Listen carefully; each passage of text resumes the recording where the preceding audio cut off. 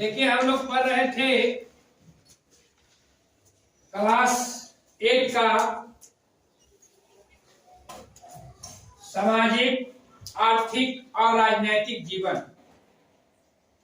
और अध्याय 5 न्यायपालिका के बारे में। तो आप लोग को भाग 1 में बताया गया था कि न्यायपालिका के क्यों हमें जरूरत होती है। तो भाग 1 में बताया गया था जो गीता अपने अधिकार के लिए जब उसको न्याय नहीं मिला तो कहाँ गया, न्यायपालिका गया। न्यायपालिका में गई तो उसको क्या मिला, अधिकार मिला। तो आज देखना है कि हमारा जो न्यायपालिका है, न्याय व्यवस्था है, न्याय व्यवस्था कैसे काम करती है, न्याय व्यवस्था कैसे काम करती है। तो हमारे देश का जो न्यायपालिका है वो एक पिरामिड की तरह काम करता है, पिरामिड की तरह काम करता है। ये जो न्यायपालिका की पिरामिड है, तो देखिए पहले जो होता है जिला स्तर है ना, न्यायपालिका जिला स्तर है ना, वो जिले के अधीनस्थ होते हैं है ना। और आपका बिहार राज्य में कुल कितने जिले? 38 जिले हैं। तो जिला स्तर पर जो होते हैं ये न्यायपालिका, ये जिला के अधीनस्थ होते हैं और जिला मुख्यालय में होते है ना। ये जो होता है कहाँ होता है, जिला मुख्यालय में न्यायपालिका होती है ना। जैसे सिवान हो गया है ना, आपको फिर गया हो गया है ना। तो क्या जिला स्तर पे रहता है कौन, जिला स्तरीय आपको न्यायपालिका। उसके बाद है दूसरा उच्च न्यायालय। उच्च न्यायालय, उच्च न्यायालय जो होता है आपको राज्य स्तर पर है ना, राज्य स्तर पर होता है। और उसके बाद होता है सर्वोच्च न्यायालय। सर्वोच्च न्यायालय है ना, सबसे ऊपरी अदालत। वो जो होता है आपको देश स्तर पर है ना। सर्वोच्च न्यायालय जो होता है देश स्तर पर, सभी राज्यों की मामला को वहां सुना जाता है ना। उसको हम लोग बोलते हैं सर्वोच्च न्यायालय। आपका कहाँ है, दिल्ली में सर्वोच्च न्यायालय। कहाँ है, दिल्ली में। और ये जो सर्वोच्च न्यायालय है, सर्वोच्च न्यायालय की जो फैसला होती है वो सभी न्यायालय को मान्य होती है ना। निचली जो न्यायालय होता है, नीचे उसे जो होता है आपको उच्च न्यायालय, जिला न्यायालय है ना। जो सर्वोच्च न्यायालय की फैसला होता है सबके लिए मान्य होता है ना। अब ये सर्वोच्च न्यायालय है, तो जहां आपको जिला स्तर पे, राज्य स्तर पे अगर आप फैसला से संतुष्ट नहीं है तो आप कहां जाइएगा, सर्वोच्च न्यायालय में अपील करिएगा ना। हाँ, सर्वोच्च न्यायालय में है ना। और जो सर्वोच्च न्यायालय से जो फैसला मिलती है वो फैसला क्या होता है, सभी के लिए मान्य होता है। और जितने भी न्यायालय हैं सब सर्वोच्च न्यायालय के देख रेख में ही चलती है, सर्वोच्च न्यायालय के देख रेख में ही चलती है। तो अपील करने का प्रावधान है ना। आपका जो है न्याय व्यवस्था को देश में स्वतंत्र रखा गया, देश में स्वतंत्र रखा गया है ना। अगर न्याय व्यवस्था को स्वतंत्र नहीं रखा जाएगा तो क्या सभी लोगों को उचित न्याय मिलेगा? मान लिया कोई मंत्री है, बड़े लोग हैं, अगर उसकी प्रभाव से अगर न्यायपालिका अगर फैसला देगी तो क्या लोगों को जो अधिकार मिलना है वो मिल पाएगा? नहीं मिल पाएगा। इसलिए जो न्यायपालिका का है स्वतंत्र रखा गया था। भाग 1 में आप लोग को बताया गया था कि जो कार्यपालिका होती है, विधायिका होती है और न्यायपालिका होती है, सबका क्या है, अलग अलग काम का बंटवारा है ना। कार्यपालिका का क्या काम है, विधायिका का क्या काम है और न्यायपालिका का क्या काम है। तो न्यायपालिका को अपने देश में क्या है, स्वतंत्र रूप से रखा गया है, काम अपने ढंग से करेगी ताकि लोगों को उचित न्याय मिल पाए। लेकिन न्यायिक व्यवस्था प्रक्रिया में आज भी क्या है, बहुत कठिनाई होती है। गरीब लोगों के लिए, कमजोर लोगों के लिए क्या होता है, न्याय व्यवस्था में कठिनाई होती है, दिक्कत होती है। क्यों? इसलिए कि न्याय व्यवस्था में इसलिए दिक्कत होता है कि न्यायिक प्रक्रिया में काफी आपको खर्च होता है, पैसा का खर्च होता है। गरीब आदमी उतना पैसा खर्च नहीं कर पाता है, जिसके कारण क्या है, उसको न्याय उचित ढंग से वो नहीं मिल पाता है ना, नहीं जा पाता। वकील को रखिएगा पैसा चाहिए, मुंशी को रखिए पैसा चाहिए, तो क्या पैसा नहीं है गरीब के लिए।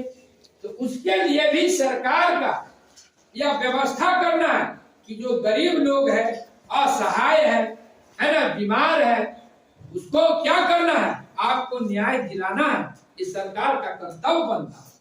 तो इसके लिए भी सरकार द्वारा जो है एक व्यवस्था की गई है ना, उसको हम लोग बोलते हैं भारत सरकार द्वारा विधिक राज्य प्राधिकार अधिनियम 1987 पारित किया गया है ना। भारत सरकार द्वारा विधिक राज्य प्राधिकार सेवा अधिनियम है ना, आपको कब पारित किया गया, 1987 ईस्वी पारित किया गया। ये लागू कब से हो गया, 9 नवंबर 1995 से यह काम करना शुरू कर दिया। ये जो ऐसे लोगों के लिए बनाया गया जो गरीब है, मुकदमा में पैसा नहीं खर्च कर सकता, तो उसको भी उचित न्याय मिलनी चाहिए है ना। तो ये जो आपका विधिक राज्य प्राधिकार अधिनियम जो बना, तो उसको बनाया गया कई स्तर पर बनाया गया, कई स्तर पे बनाया गया। राष्ट्रीय विधिक सेवा प्राधिकार राष्ट्रीय स्तर पर भी बनाया है ना, और उसके बाद फिर बनाया गया उच्चतम न्यायालय विधिक सेवा प्राधिकार है ना। उसके बाद है गया उच्च न्यायालय विधिक सेवा प्राधिकार। उसके बाद जिला स्तर पर भी बनाया गया और अनुमंडल स्तर पर भी बनाया गया, ताकि जो गरीब लोग हैं, जो कमजोर लोग हैं, उसको भी सुलभ से न्याय व्यवस्था मिल सके,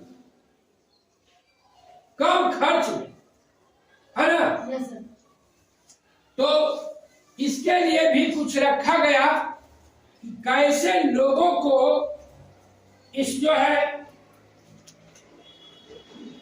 राज्य प्राधिकार अधिनियम के तहत जो बनाया गया, आपको राष्ट्रीय विधिक प्राधिकार है ना, इसमें कौन लोग जो है जा सकते, उसके लिए कैटेगरिया तय किया।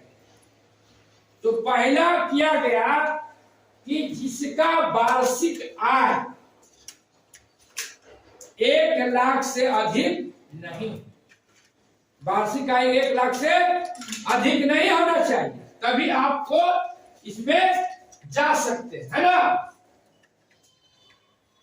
1 लाख से कम आय होना चाहिए, इनकम 1 साल। दूसरा फिर रखा गया अनुसूचित जाति और अनुसूचित जनजाति के लोगों की। तीसरा फिर है कि जो व्यक्ति गरीब है, भिखारी है, तो भाई उसको ये न्यायालय में जाने के लिए पैसा नहीं है तो उसको न्याय कहां से मिलेगा, उसके लिए व्यवस्था की है ना। फिर है 18 वर्ष से कम उम्र के लड़का हो या लड़की हो, मान ले उसको कुछ परेशानी है, न्याय की जरूरत है, तो कहां जा सकता है, वो आपको यहाँ जाके अपना न्याय ले सकता है ना। कहां, आपको राष्ट्रीय स्तर पे जा सकता है, उच्चतम न्यायालय विधिक प्राधिकार सेवा समिति में जा सकता है, वहां आपको फिर उच्च न्यायालय विधिक सेवा है ना में जा सकता है। ये किसके लिए, एक गरीब असहाय लोगों के लिए है ना। उसके बाद जो है कि आपको लोक अदालत भी है ना, लोक अदालत जो जिला स्तर पे आपको काम करती है ना। आपको जो जिले में जो व्यवहार न्यायालय होते हैं उसके अंदर एक होता है आपको लोक अदालत, जहां आप जो है जाके सुलभ और मुफ्त में आप अपनी जो है अधिकार के लिए बातें को रख सकते हैं है ना।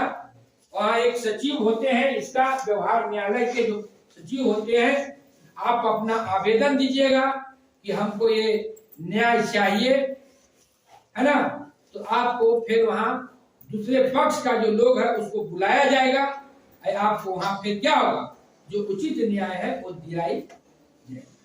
तो इस तरह से आपका जो है हमारे देश में न्यायपालिका जो है ना, कई स्तर पे काम करती है ना, जिला स्तर, राज्य स्तर और देश स्तर पे, और हम उसमें अपने अधिकार के लिए हम जा सकते हैं और हम अपने उचित अधिकार के लिए हम जो है अपील भी कर सकते हैं।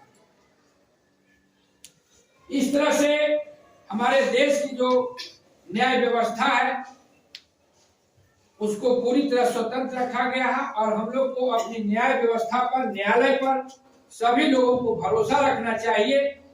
इसलिए इस सभी लोगों के लिए जो कानून है एक समान है, सबके लिए बराबर है।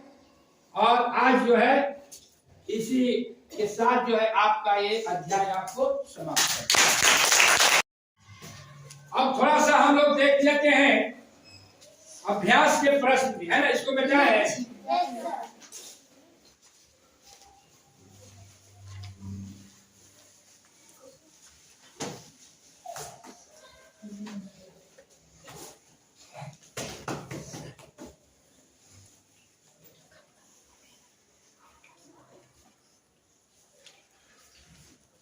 अभ्यास के प्रश्न है, पहला कहता है कि क्या आपको ऐसा लगता है कि इस तरह की न्यायिक व्यवस्था में एक आम नागरिक किसी भी ताकतवर या अमीर व्यक्ति के विरुद्ध मुकदमा जीत सकता है, कारण सहित समझाइए। तो बात सही है कि जो हमारी न्याय व्यवस्था है, इस व्यवस्था के तहत हम अपनी जो है मुकदमा को जीत सकते हैं, क्योंकि हमारी जो न्यायपालिका है क्या है, स्वतंत्र है ना। Yes sir. अपना निर्णय लेने के लिए न्यायपालिका स्वतंत्र है, इसलिए न्याय मिलेगा। जिसका उदाहरण था ना गीता का, कि गीता को जब भाई ने संपत्ति में हिस्सा नहीं दिया था तो गीता कहाँ गई थी, पहले गई थी कहाँ, ग्राम कचहरी में गई थी। ग्राम कचहरी में जब गीता को उचित न्याय नहीं मिला तो कहाँ अपील किया, वो ऊपरी न्यायालय में। और ऊपरी न्यायालय में जब गीता ने अपील की अपनी बातों को, तो क्या हुआ, गीता को न्याय मिला था ना। उसको संपत्ति में बराबर का अधिकार मिला था। तो क्या कहता है कि मिल पाएगा, समझाइए। तो समझ गए कि आपको दम पूरी तरह से न्यायालय पर भरोसा रखना है। न्यायपालिका हमारे स्वतंत्र है और किसी भी व्यक्ति के पक्ष में फैसला सुनाने के लिए पूरी तरह से स्वतंत्र रखा गया। दूसरा, हमें न्यायपालिका की क्यों जरूरत पड़ती है? हमें न्यायपालिका के क्यों जरूरत पड़ती है? बताए थे कि हम छोटे बच्चे हैं, लड़ाई झगड़ा करते हैं, है ना? तो क्या होता, आपको स्कूल में टीचर है, प्रधानाध्यापक है, डांट दिए क्या, चलिए इस बात को खत्म करिए। आप क्या करते हैं? बात को समाप्त करते हैं। लेकिन जब वही झगड़ा दो आदमी या दो से अधिक बड़े आदमी का बीच होता तो लड़ाई क्या हो जाता है? बड़ा हो जाता है। जब लड़ाई बड़ा हो जाता है तो क्या होता, वो गांव में बैठ के चाहे कचहरी में बैठ के जब उस मामला को हल नहीं किया जाता है तो कहां जाते हैं हम लोग? न्यायपालिका जाते हैं न्याय के लिए, है ना? तो हमें क्यों जाने की जरूरत होता है? जब हमें गांव से, समाज से, परिवार से हमें न्याय नहीं मिलता है तो हम किसका शरण लेते हैं? न्यायालय की शरण लेते हैं ना। अगर हमें गांव स्तर पे, परिवार में ही न्याय व्यवस्था अगर मिल जाए तो हम न्यायालय जाने की जरूरत होगी? नहीं होगी। जैसे गीता गई थी, अगर उसको गांव स्तर पर गीता को अगर न्याय मिल जाती तो न्यायालय की शरण में जाती? नहीं जाती। फिर है आपको तीसरा, निचली अदालत से ऊपरी अदालत तक हमारी न्यायपालिका की संरचना एक पिरामिड जैसी है। न्यायपालिका की संरचना को पढ़ने के बाद उसका एक चित्र बनाइए। आपको इसको एक चित्र बनाना है न्यायपालिका का, पिरामिड का, है ना? चार्ट पेपर पर आप लोग को बनाना है और प्रदर्शित करना है। चौथा, भारत में न्यायपालिका को स्वतंत्र बनाने के लिए क्या क्या कदम उठाए गए हैं? क्या क्या कदम उठाए गए? तो इसका हो जाएगा आपको न्यायपालिका को स्वतंत्र रखने के लिए दो तरीके अपनाए गए। क्या तरीके? दो तरीके अपनाए गए हैं। पहला है शक्ति का बंटवारा, जिसका मतलब है कि विधायिका और कार्यपालिका जैसी राज्य की शाखाएं न्यायपालिका के कदम में दखल नहीं दे सकती है, न्यायपालिका के कामों में दखल नहीं दे सकती है। और दूसरा है कि न्यायालय के उद्देश्य से न्यायपालिका को स्वतंत्र रखा गया है। कई बार देखा गया है कि कुछ ताकतवर लोग अपने पैसे और पहुंच के इस्तेमाल कर प्रक्रिया को दुरुपयोग करते हैं, है ना? उसके लिए क्या किया है? न्यायपालिका को पूरी तरह से स्वतंत्र रखा गया है। दूसरा है, कोई भी अदालत सरकार के अधीन नहीं होती है और न ही सरकार का प्रतिनिधित्व करती है। इसका दूसरा तरीका है, सर्वोच्च न्यायालय और उच्च न्यायालय में न्यायाधीशों की नियुक्ति प्रक्रिया में सरकार का सीधा हस्तक्षेप नहीं होना चाहिए। मतलब जो न्यायाधीश की नियुक्ति होती है उसमें सरकार की दखलंदाजी नहीं होनी चाहिए। अगर सरकार की दखलंदाजी होगी, उनके मन से अगर जो है न्यायाधीश की नियुक्ति होगी तो क्या होगा? मामला गड़बड़ हो सकता है। उसके लिए उसको भी मुक्त रखा गया। पांचवा है, आपके विचार में भारत में न्याय प्राप्त करने के रास्ते में सबसे बड़ी बाधा कौन सी है? इसे दूर करने के लिए क्या करना चाहिए? देखिए, ये क्वेश्चन जो है, प्रश्न, इस सबके लिए सोचना है और अपना मंतव्य देना है कि क्या करना होगा लोगों को, है ना, जिससे आपको न्यायपालिका में सबको भरोसा, है ना? क्या करना होगा? वही बात है करना कि सरकार की दखलंदाजी नहीं होनी चाहिए, है? न्यायपालिका को स्वतंत्र रखनी चाहिए। क्या? साथ साथ गरीब लोगों के लिए भी विशेष तरह की व्यवस्था होनी चाहिए। अब है सातवां, कमजोर एवं अक्षम व्यक्ति किस प्रकार न्याय पा सकता है? मुफ्त विधिक सहायता प्राप्त करने की पात्रता क्या है? तो जैसा बताया गया था, उसको विधिक प्राधिकार का जो व्यवस्था की गई है उसमें कौन लोग पात्र हैं, तो बताया गया कौन लोग पात्र है ना। जो गरीब व्यक्ति है, जिसका जो इनकम है, आय जो है वार्षिक 1 लाख से अधिक नहीं होना चाहिए। अनुसूचित जाति, अनुसूचित जनजाति के लोग होना चाहिए।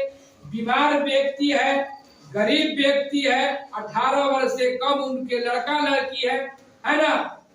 और क्या है, मानसिक रूप से लोग जो बीमार है उसके लिए क्या है, ये पात्र है। किसके लिए? मुफ्त विधिक सहायता के लिए पात्र है ना। तो हो गया सप्तमा। और थमा कहता है लोक अदालत क्या है? लोक अदालत क्या है? लोक अदालत जो है क्या है, जिला व्यवहार न्यायालय के अधीन होते हैं और हर एक जिला में क्या होता है, लोक अदालत होते हैं। आप वहां जाइएगा, लोक अदालत में अपनी अर्जी दीजिएगा। आपका फिर जो वहां का सचिव होते हैं है ना, जो न्यायाधीश होते हैं, वो क्या करेंगे, आपका जो है दूसरे पार्टी को बुलाएंगे और आपको जो उचित न्याय है वो आपको मिलेगा। हम लोग न्याय व्यवस्था के बारे में, न्याय व्यवस्था के बारे में